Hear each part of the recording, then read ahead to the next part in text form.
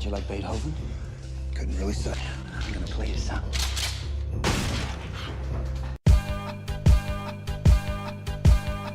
I wanna stay here, but me and my bag is Section 8.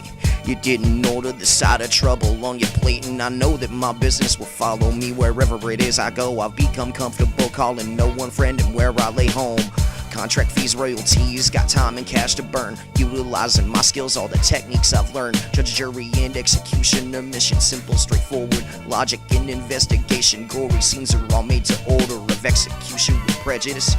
Additional fees and poetic justice. Because of that, no, you won't even hear the door when I leave. Phone rings, email pings, and in the moment I got to run. Moving, attacking the nightfall with pen, sword, and gun. When the sun rise, there's half a pot of coffee in the kitchen with a note neatly written, and it reads, he was here and gone, and by now he's gone far. The less you know, the safer we both are. Signed, Greenleaf.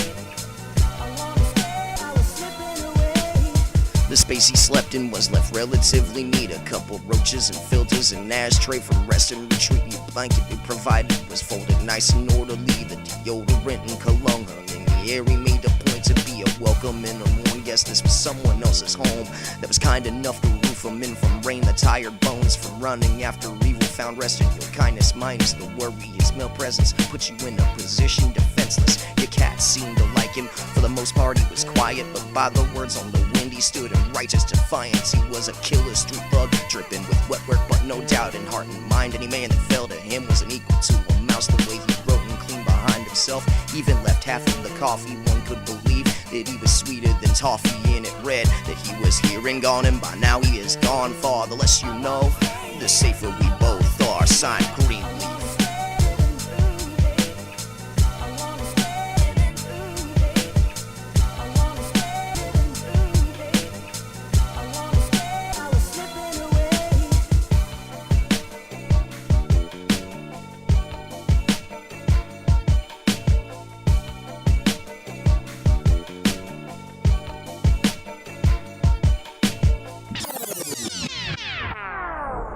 Yeah, it was years later on a sunny Wednesday, no doubt, that a letter came by mail, the postage paid, and without any mistake you knew the handwriting so inviting was the idea of tearing open the green envelope. It made so clear brave hero Greenleaf was alive and well. This letter he wrote, yes, you could even feel the spell he'd woven into the words that you could have heard over the street. The dogs, the birds, and even racial slurs. The nouns and verbs he formed were magical, actual love in the fanatical, fantastical, addled cursive of the untrappable assassin, Max and attacking beats, yeah, playing in the tracks of what you lack in your days, weeks, months, and maybe your years. Hey, you opened the note and it frankly appeared he had done well enough to have his own stationary berry blue ink scratching into the paper, cassowary handwriting like a flagless bird of play conveyed. Yeah, and I miss you so much and thanks again this day, followed by I hope no one's come looking for me. There's nothing I can do about ghosts, he joked. Yeah, he went on to assure you that he was doing okay and that he hoped you were too and having a nice day, that you and the cat would be eating well with no stress. If you was receiving this letter at the same address and it's been forwarded well, I hope any misery didn't follow you to your new territory. I just wanted to say another thank you again for looking out for me and being part of my story. Oh yes, yes, yes, being a part of my story. Thank you so much for being here and being a part of my story.